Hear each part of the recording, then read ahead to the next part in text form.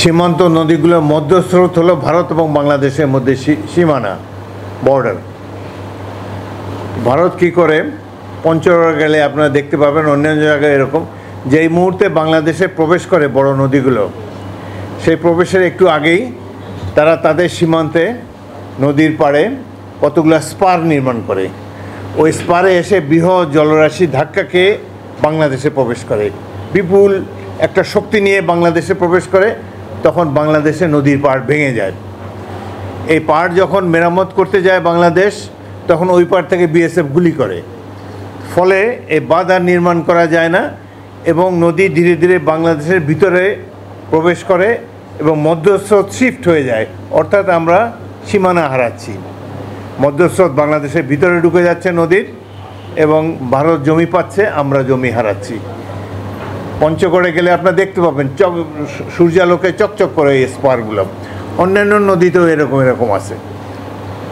তো যৌথ নদী কমিশনের মিটিংয়ে যখনই আমি বলি যে আমরা তো পানি, আমাদেরকে বাঁধ নির্মাণ করে, আপনার বাঁধ মেরামত করতে দিচ্ছেন না কেন? বাংলাদেশের নদীর পাড় আমরা মেরামত, ওই পারে ভারত আছে, ঠিক আছে, আমাদের পরে আমরা মেরামত করব, এখানে বাধা দেওয়ার কি আছে?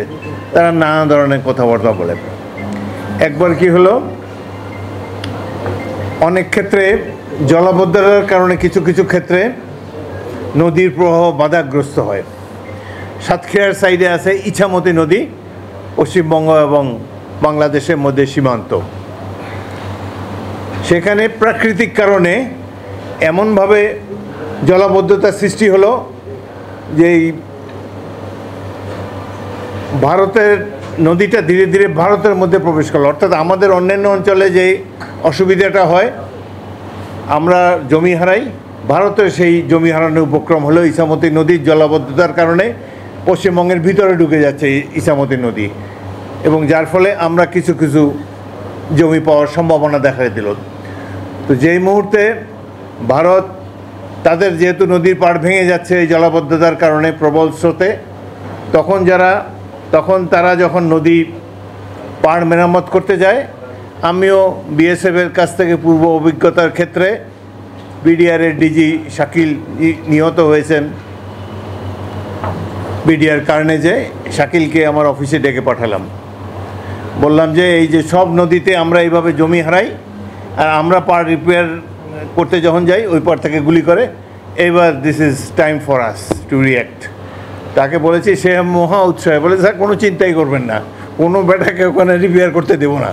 তো এই যে অঞ্চলে, বৃহৎ অঞ্চলে যখন তারা রিপেয়ার করতে যায়, আমাদের বিডিআর এখান থেকে গুলি করে, যেটা তারা অন্যান্য জায়গায় আমাদেরকে শিখিয়েছে, এইখানে সেই সবকটা তাদেরকে দেওয়ার চেষ্টা করেছি।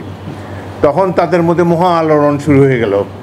এখন আমরা আগে চিঠি দেই, জবাব দেয় না, যৌথ নদী কমিশনের মিটিং, এখন তারা চিঠি লেখা শুরু করছে, নেক্সট যৌথ নদী কমিশনের মিটিং কত দ্রুত করা যায়। তা আমাদেরও সমস্যা আছে, মিটিংয়ের তারিখ আমরা দিলাম, তারা তাড়াতাড়ি আসলো। পশ্চিমবঙ্গের ওখান থেকে 3 জন এমপি চলে আসছে, সবাই বাঙালি। দাদা আমরা তো মারা পড়ছি, আমাদের এখানে পাড় ভেঙে যাচ্ছে। আমি বললাম, আমাদের সব পাড় ভেঙে গেছে, আমরা নিশ্চয়, এখন আপনাদের একটু একটু তো ভাঙবেই। তখন বলে, না, যেভাবে হোক আমরা এটা মেরামত করব। এখন কীভাবে মেরামত করলো? আমি বললাম যে মেরামত কাজ একসাথে শুরু হবে। আমাদের যেসব জায়গায় এই ধরনের ডিফিকাল্টি আছে, তোমাদেরও যেসব জায়গায় ডিফিকাল্টি আছে, একটা পার্টিকুলার টাইমে এই তারিখে শুরু করব, এই তারিখে আমরা শেষ করব। এবং এই ক্ষেত্রে যে ড্রেজার ব্যবহার করা হবে, এগুলো সব বাংলাদেশের ড্রেজার হতে হবে। কারণ তাদের ড্রেজার হলে তারা এমনভাবে মেরামত করবে যে আবার এমনভাবে কায়দা করে ডেপথ এমনভাবে দিবে যে আবার আমাদের পাড় ভাঙা শুরু হয়ে যাবে। তো আমাদের যেহেতু তিক্ত অভিজ্ঞতা আছে, এগুলো যখন বললাম সব কিছুতে তারা রাজি। এইভাবে দিন তারিখ ঠিক হলো যৌথ নদী কমিশনের মিটিংয়ে, যে এত তারিখ থেকে এত তারিখ পর্যন্ত এই নদীর পাড় মেরামত কাজ হবে। আর ওই ধরনের স্পারগুলো, যেগুলোর কারণে বাংলাদেশের পাড়, নদী ভেঙে যায়, নদীর পাড় ভেঙে যায়, সেই স্পারগুলো তারা রিমুভ করবে। তার কিছুদিন পরেই সরকার পরিবর্তন হলো, নির্বাচন হলো, আওয়ামী লীগ ক্ষমতায় আসলো। এই মেরামত কাজ শুরু করার আগেই তো আমরা ফিরে আসার পর আওয়ামী লীগ ক্ষমতায়, তবু আমি ওয়াটার বোর্ডকে জিজ্ঞেস করলাম যে ওই যে ইছামতি নদীর যে ওখানে কথা ছিল যে পাড় আমরা ড্রেজার দেবো, সেখানে নদীর পাড় মেরামত করা হবে, সেটার কি হলো? তারা বলে যে আমাদের জিজ্ঞাসাও করে নাই, তারা পাড় মেরামত করে ফেলেছে। এখন তো আর বিডিআর এখান থেকে গুলি করে না, বিএসএফ তাদের গুলি ঠিকই চালিয়ে যাচ্ছে।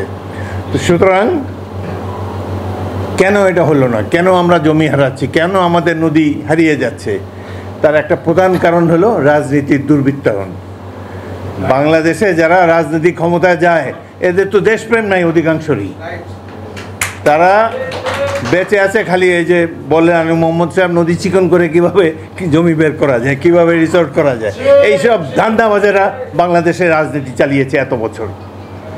এখন একটা সুযোগ এসেছে, দেখা যাক আগামী দিনে রাজনীতিকদের চরিত্র পরিবর্তন হয় কিনা, আমরা নিজেদেরকে সংশোধন করতে পারি কিনা।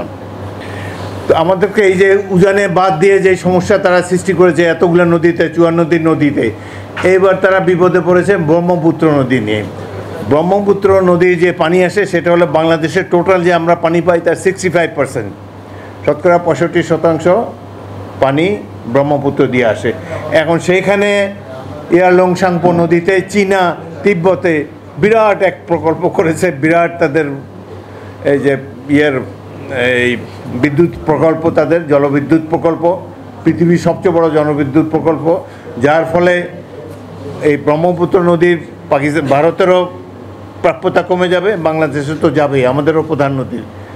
আমরা ক্ষমতা নাই, তারপরও ভারত থেকে কোনো পানি বিশেষজ্ঞ আসলে দু একজন আমার সাথেও যোগাযোগ করেছে যে দাদা আমরা একসাথে ফাইট করা উচিত, আমাদের তো পানি চলে যাচ্ছে ব্রহ্মপুত্রের পানি। বলে আমরা এত বছর যে চাচামাচি করলাম, আমাদের পানি নাই, প্রত্যেকটা 54টা নদীতে আমাদের প্রাপ্যতা কমে গিয়েছে, সে বিষয়ে তো আপনারা কোনো গা লাগান নেই। এখন হঠাৎ করে যেহেতু আপনাদেরও প্রাপ্যতা কমে যাচ্ছে, সেই জন্য এখন আমাদেরকে দলে ভিড়াতে চাচ্ছেন। আমরা সবসময় বলে এসেছি এই যে পানির ক্ষেত্রে যে অব্যবস্থা, পানি ব্যবস্থাপনার মধ্যে যেসব দুর্বলতা, এটার প্রধান এবং একমাত্র সলিউশন হলো বেসিন ওয়াইড রিভার ম্যানেজমেন্ট, অববাহিকা ভিত্তিক পানি বন্টন করা। কিন্তু যখনই আমরা ভারতকে বলেছি যে নেপালের সাথে বসি, ভুটানকে সাথে নিয়ে বসি, তখন তারা এটাতে বসে না, বলে শুধু 1-to-1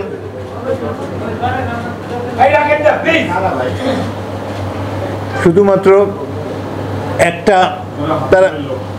একটার থেকে একটা 1-to-1 তারা ডিল করতে চায় বাংলাদেশের সাথে।